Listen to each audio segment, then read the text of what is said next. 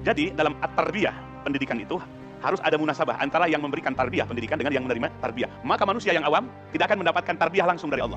Karena antara manusia yang membutuhkan kebutuhan-kebutuhan biologis dengan Allah jauh sekali. Laisa kamitslihi syai'un. Allah itu tidak serupa dengan makhluknya. Zatnya tidak sama. Kalau kita zatnya nih, zat kita, jasad kita terdiri dari unsur-unsur. Ada darah, ada kulit, ada daging, ada tulang. Allah zatnya laisa kamitslihi syai'un. Allah tidak serupa dengan makhluknya. Sifatnya juga demikian.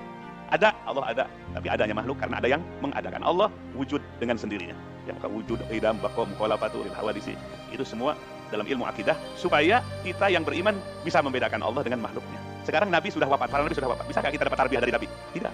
Sebab Nabi sudah wafat, di mana sudah mujarrad ar-ruh, hanya ruh tanpa jasad di alam barzahnya. Kalau ruh butuh makanan enggak? Butuh minuman apa enggak? Butuh tidur apa enggak? Enggak. Kita masih di dunia, butuh makan, butuh minum. Maka kita tidak akan mendapatkan tarbiyah dari Nabi di mana Nabinya sudah wafat.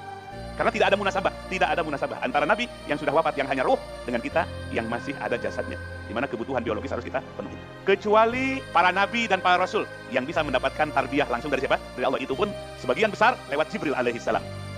Jadi ada wasitoh yang mendekatkan antara para Nabi dengan Allah. Pelantaranya adalah Jibril alaihissalam. Baru mendapatkan tarbiyah dari siapa? Dari Allah. Maka orang-orang pilihan, para Nabi, para Rasul, pilihan siapa? Bukan pilihan manusia. Pilihan manusia masuk ke banyak salahnya. Itu pun ada pelantara Jibril dari kalangan malaikat.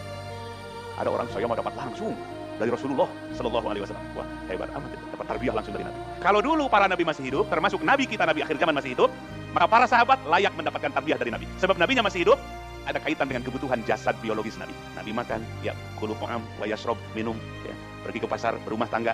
Basariyah Nabi. Basariyah itu apa? Sifat kemanusiaan Nabi ketika hidup, maka para sahabat layak mendapatkan tarbiyah dari Nabi karena ada munasabah, kesamaan dari aspek basariyah. Para sahabat manusia, Nabi pun basar manusia. Maka para sahabat layak mendapatkan tarbiyah pendidikan dari siapa? Rasulullah Sallallahu Alaihi Wasallam.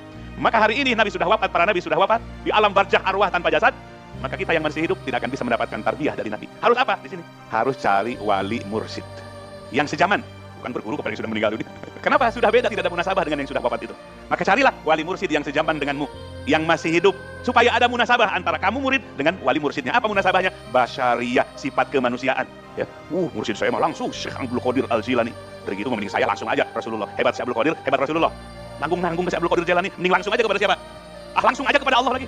Lebih parah, lebih hebat.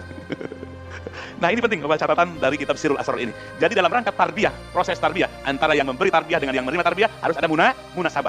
Ya. Kita dengan para nabi sudah tidak ada munasabah lagi. Mereka sudah di alam barzah, ruh tanpa jasad. Kita di dunia, ruh dengan jasad. Maka carilah wali mursyid, pewaris nabi yang sejaman denganmu supaya ada munasabah. Apa munasabahnya? Basyariyah, sifat kemanusiaan.